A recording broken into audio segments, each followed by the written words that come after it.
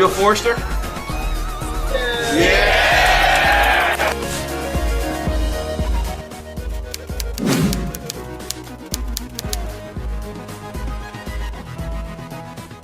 RJ, thanks so much for joining me this week. Thanks for having me. In your 3 seasons here at Lake Forest College, you've set an almost Cal Ripken Jr.-like precedent as you've played in all 24 games here at Lake Forest College. Was that a mindset going into every game to, play your hardest and, even if you're, suffering some injuries, just, go out there and play? Yeah, I was always brought up to just do your 110% best no matter what you're doing. So I kind of brought that mentality into college, and it obviously paid off, and I was blessed to just play in all the games I've been here so far, and truly blessed to have accomplished that so far. Obviously, you're a junior now, and you were named a captain here this year. What did that mean to you? Being named a junior captain is it's a huge honor to know that your peers look up to you, and even if they're older than you, that they look up to you and they want you to be their leader. And it's also a huge responsibility to know that there's the whole football team watching you, plus everybody else on campus that knows, hey, he's the captain of the football team. It's just a huge responsibility and a huge honor that I don't take lightly at all. And there's just words that can't describe it. I was super excited when I found out. And I just love being in the leadership role and being able to lead. As a captain, what do you feel your role is among the team? And as a sophomore, did you feel you could step into the position of, becoming a captain? Or and what's your role, if you could tell us, is among the defensive backs group? Yeah. So as a sophomore, I kind of knew that we had some leadership leaving, so I knew that I had big shoes to fill. Kind of knowing that I had to step up into that role, particularly among the defensive backs. We had our senior captain, Pat Clark. He graduated, so I knew that I had to fill his spot, or if not, exceed it. So basically just to set the standard for the new guys that are coming in, to be able to see that this is what Lake Forest College football is about. This is the standard. If you want to excel here, and what the program that I was brought into is like. Chase Slagboom and yourself, both junior defensive backs, and you both grown into huge roles. You both had great games on Saturday, and you're both as well great tacklers. Do you pick each other's brains, or what's your relationship together? Our relationship is. And I could really say this with all the defensive backs, that we're all really tight, a tight-knit group, and it's pretty hard to come in between all of us. Coming from Gurnee, Illinois, which is obviously not very far from Lake Forest College, in your junior or senior year, did you know what university or college you'd be attending, or when did Lake Forest College kind of step into your life? That's actually a really funny story. So my freshman year in high school, I had a gym teacher, and she was a loud lady. I definitely liked her because she was different than the other teachers. And then junior year, I started getting recruited by schools. And then senior year, I get a call from this guy that's like, hey, come play football for us at Lake Forest College. And I'm like, Lake Forest College? That's like in my backyard. Like, why would I want to go there? And then I show up, and I read the guy's last name, and it's Jim Catanzaro. He's like, hi, I'm head coach Jim Catanzaro. I'm like, Catanzaro? That was my freshman gym teacher's last name. It was his wife. So it was just crazy that that's like part of the reason that I ended up here. Another reason is my 2 head coaches when I was a sophomore, they were coaches here when I was a senior in high school. And so I wanted to go back and play for them, but unfortunately they left. But I still love it here. It's still a great place, and I wouldn't want to be any place else. That's a really amazing story. Yeah. I don't know if that's incredible. Yeah. Currently, you major in business. Is that something once you graduate from Lake Forest College that you'd be interested in going into? Yeah, definitely. I definitely want to open my own business. I'm not quite sure yet what it's going to be of, but I know I want to be in the business world and be in the professional world like that. Thanks so much for joining me, RJ. No problem. Thank you for having me. Coach, thanks so much for joining. Yeah, absolutely. Thanks for having me. So the last time St. Norbert played Lake Forest, that was in 2013. Now there are only 14 players on your current roster that played then. Do you feel it's harder to prepare to face a team that you and your second team as a coach and St. Norbert as a team have not seen in a few seasons? Yeah, I mean that obviously presents some challenges, but in today's age with technology and obviously having game film and sharing game film on them, really any game you go off the previous game film that you get on a team. So so I don't think it's that big of a deal. Your last game 2 weeks ago against Knox College, J.T. Crosby and Elijah Ford really took control of the game. Although you previously suffered 2 tough losses to quality out-of-conference teams, do you feel that game put you back on the winning mindset? Yeah, I think that game, we finally played in all 3 phases of the game. Special teams that been hurting us the first couple weeks. Offensively, it was good to see us kind of get back to the team that I thought we were, and we ran the ball 60 times out of 75 total plays. We got to get our passing game up to speed a little bit, but that was good to see. Defensively, it was great to see us creating turnovers, like we did all of last year, and really played with, like I said, a complete game in all 3 phases, which was good to see. As I mentioned, you've been off for 2 weeks, and you had a bye week the week before. What have you done in that bye week to refocus and really taken to refocus and get prepared for the game against Lake Forest? Yeah, early in the year, early in the week, we kind of got back to the basic fundamentals and, kind of focused on that and really spent a lot of individual time in our positions. But, quickly we moved on to Lake Forest and took advantage of the bye week, really putting together a game plan last week for them in preparation for the upcoming game. Yeah, obviously, like I mentioned before, J.T. Crosby and Elijah Ford, they're 2 people at Lake Forest coaches have told me that they are preparing for extensively. Could you just describe a little bit of what they do for you as a team, their role among the team, and how much they've grown over the years you've been in? Yeah, starting with JT. JT's a senior for us. He was the number 2 quarterback all last year. Jack Becker, who's our number 2 this year, started every game for us last year. And, JT really has improved his mental game. He has all the physical tools. Last year's mental game was lacking a little bit, and this year it's totally come around, and he's performing well out there as a senior. Elijah splits time with Brad Bookmeyer, who is a former first team all conference kid last year. Elijah as a sophomore ended up being the first team running back in the conference with those guys splitting carries. So really we got a 1-2 punch there at tailback, but Elijah he's a tremendous runner, has great vision, very powerful, explosive runner. And again, we didn't get him going the first couple weeks. Obviously, last week we did. JT running the ball as well. As a dual threat quarterback, puts a lot of added pressure on a defense. To defend that. So expecting a big day out of both those guys tomorrow. Do you feel that running backs coach Al Groves has adequately prepared both of them to split carries against Lake Forest's defensive line? Yeah, Coach Groves is a veteran coach. He's been around, forever. Does a tremendous job with those guys. I mean, last year at the end of the regular season, we led all of Division III NCAA in turnover margin. A big part of that was the turnovers we traded on defense, but a big part of that was us not turning the ball over on offense. And, we're carrying that over this year. We've thrown some interceptions, but, as far as, protecting the ball, Coach Groves does a great job with that. I think it's tough for any tailback to, not be the man and to split carries. But I also know we got 2 talented tailbacks in Elijah Ford and Brad Bookmeyer that, we got to get them both on the field. So those guys adapted well last year, with that 2 platoon tailback system.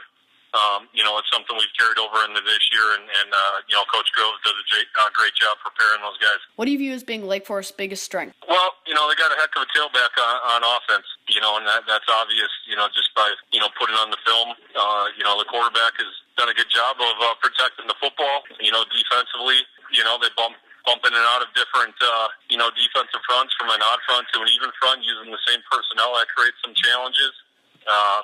It's going to be heck of a game because they're a great team, and it's going to come down to the team that executes the most, controls the football, and doesn't turn it over. Thanks so much for joining me, Coach. All right, have a great night. Thank you. You too.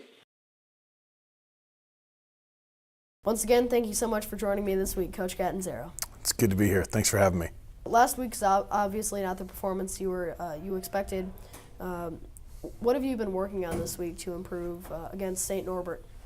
Last week was a tough game. Our guys probably feel like they didn't perform to their best level, and I would agree with that. I think that we saw a lot of things on film that were shocking, where we were not necessarily executing. We weren't finishing plays, weren't tackling. We had a lot of missed tackles on Saturday, which is uncharacteristic of our defense. And so those are the things we're going to work on this week. We're really going to have our guys getting back on the field and working on those technical issues that kind of reared their ugly head on Saturday. And we're really working on some of our pass coverage things where we had some breakdowns early in the game, and those kind of haunted us as the game went on. We need to really just clean those things up a little bit, and that'll lead us to some more success down the road. At halftime, you were down 24-6. Could you tell us a little bit about what the mood was like in the locker room, and did you say any words to the players to get them back out on the field and motivated? Yeah, I said a lot of words. I don't know if they were really motivational. No, we went down and we tried to use it as a teaching moment because there were some adjustments we needed to make. And so after we as coaches had our meeting, getting down there with the players, getting back on the dry erase board and getting them to see where certain plays were hitting and what we need to do to fix that, was really a big focus. I thought our guys were definitely still into the game and wanted to go out there and throw the first punch. And on defense, we started with a 3-and-out. And that was what you want to see because that could be a swing where you start gaining some ground back on them. Unfortunately, we then had the roughing the punter penalty right after that stop. And, once we did that, it was really difficult to come back from that because that could have been a 14-point swing.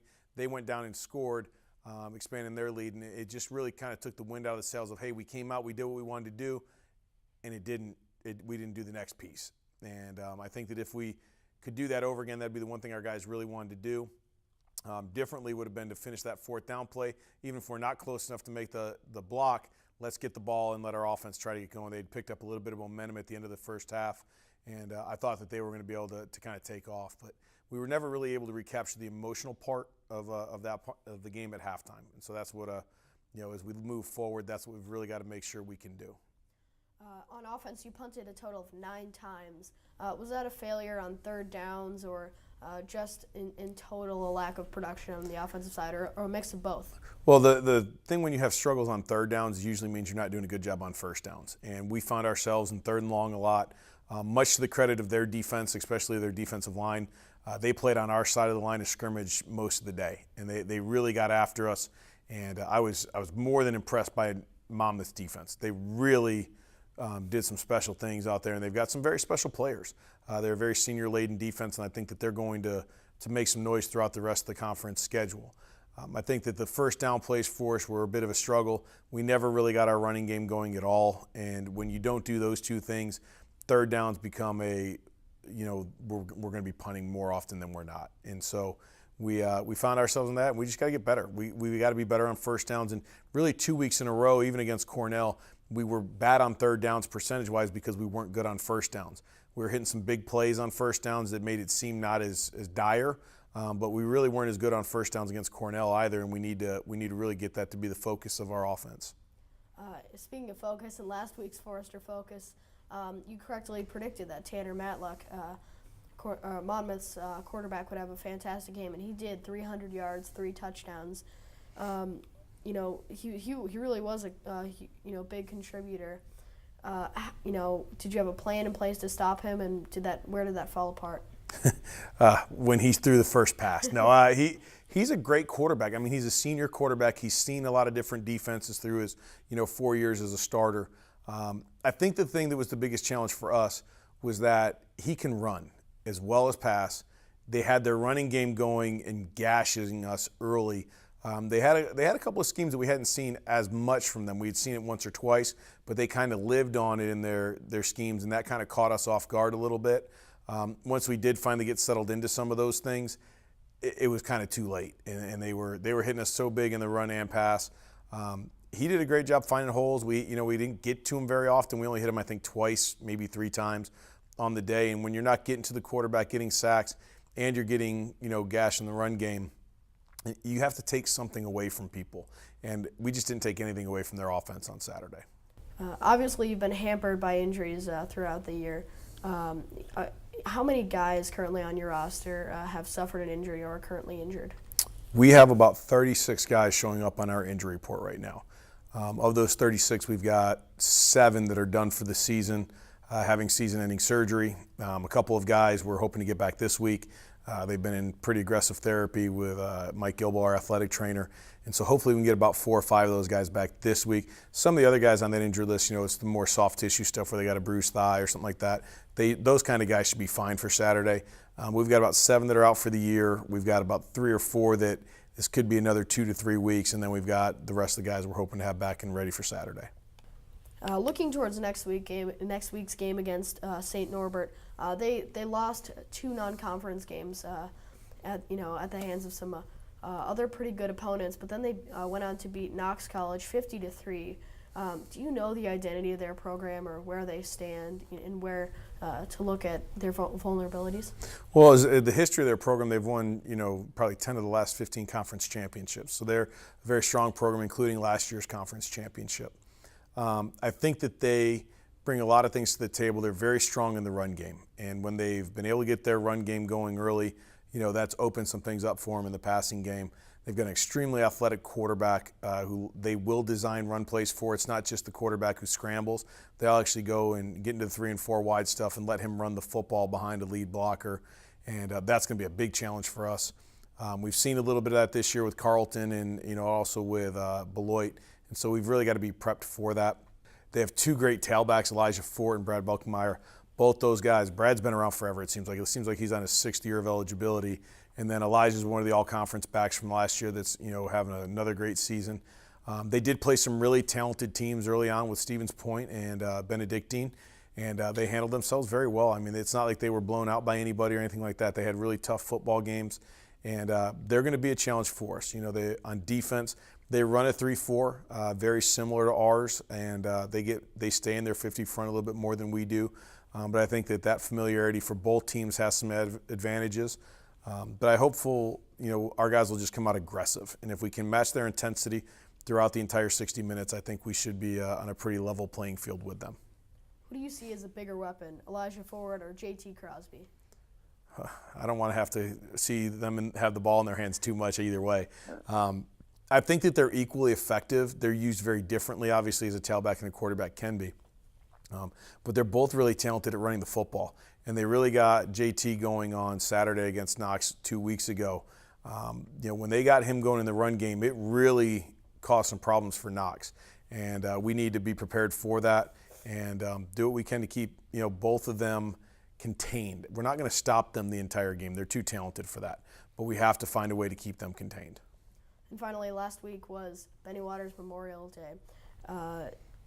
Certainly it invoked a lot of emotion. It really was, special seeing everyone there. Every year you've held this since. What does it mean to you specifically? Every year seeing the Waters family and seeing how much Benny meant to the program and people in the community. It is a really cool thing. One of the things we did this year on Friday night beforehand is we had one of the guys who was on the team when Benny was here, and he came and spoke to the team and kind of laid some of the groundwork for guys who didn't get that chance to know Benny and the experience that he brought and the energy he brought to our program. It's always fun to see Brendan and Lisa and their family going out for the coin toss, having the lemonade stand, all that kind of stuff. But we get to see him year-round. It's not one of those things where we only get to see him one day a year. We have our Benny Memorial mini golf tournament in the spring, and we do a couple other things, and we get to see them quite a bit. And so it's always good to have your family near you, and they're still a big part of the Forrester family. And hopefully they enjoy the game and coming out and remembering, getting reconnected with some of the alums that come back for that game and, re-enjoying the tailgates and all that kind of stuff and remembering the energy and the sideline and a lot of the positives that we had that time we had Benny with us. Thanks so much for joining me this week, Coach. Good luck on Saturday. Great, thank you.